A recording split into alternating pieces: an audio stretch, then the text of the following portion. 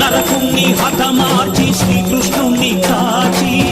సత్యభామై శక్తే చూపినావే నరలోక భారాన్ని భూదేవై మోసి సాటి లేని సహనం చాటినావే